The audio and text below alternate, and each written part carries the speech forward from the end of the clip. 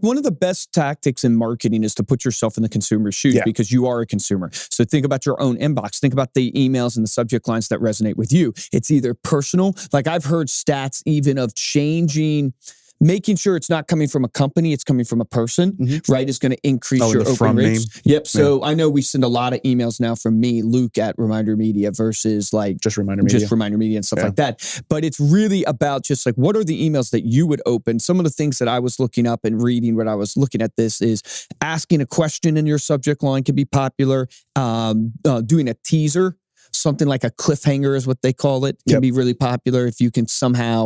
Now, that's borderline on the clever side, but you've got it like if you can get people wanting to see what the next thing is from that cliffhanger. Well, our marketing director put it great the other day as I was just on the phone with him, and he was kind of talking through, how he's working with the team right now and writing emails and explaining like if the value is in the email, in the medium that you're sending, if the value is meant to be in that email, well then you want to be very explanatory, you want to be complete and comprehensive in what you're providing.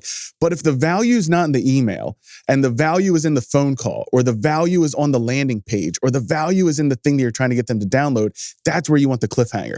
That's where you want to leave them wanting more so that they ultimately go to that thing that's going to deliver the value. Russell Brunson has done this to me a couple times, and other people probably have too. It's like and now this is our world that we're in. He's a marketer with podcasts and different educational content. He has apologized in his emails to us. Like, I made a huge mistake, right? And it's maybe not exactly that generic, but he's put in his email something like, I'm really sorry, I can't believe I did this type thing. And that's a cliffhanger. You're like, well, what are you apologizing for? And you open the email to see. Now, all of this, like, I really believe like all of this doesn't work very well if you're just mass blasting. It works when you curate, and we'll get to that when you curate a list. But another thing that I've seen is popular is like an announcement.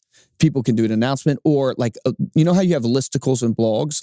I find myself opening list. Like 5 things. 5 things. I find myself doing this for Grant Cardone's stuff all the time. Because it tells you what you're going to get. It tells you how much time you really need to invest. Another great subject line. I have to mention this one because if you've ever read the book Never Split the Difference, it's written by Chris Voss. He's the FBI negotiator. He's like a famous negotiator. He's I think his Instagram is at the FBI negotiator.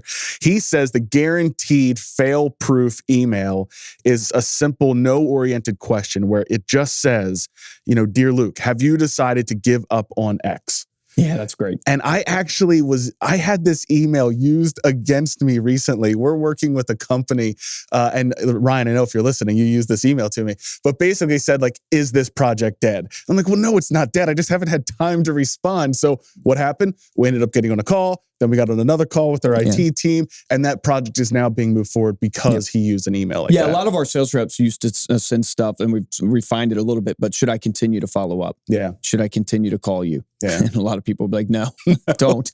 I've seen too, but this hasn't worked on me. I'm curious if this has worked on anybody else. I see a lot of sales reps now doing the ABC type options. They try to make it, hey, Luke, I know you're super busy. I've seen that too. It hasn't worked on me. It doesn't work with me. It's like, hey, Luke, I know you're super busy, so I want to save you time. Just respond with the letter that fits your scenario. A, still interested, continue to follow up. B, not interested at all. C, haven't had any time to look. And it doesn't, it's like, if that was a button, maybe. If you've used this in your emails, I want you to head on over to the YouTube video and leave it in the comments to see how well this has worked, because I've seen it a lot. It's never worked on me. We've never tried it ourselves. The second area that you really want to focus on when it comes to hacking your emails to success is the format.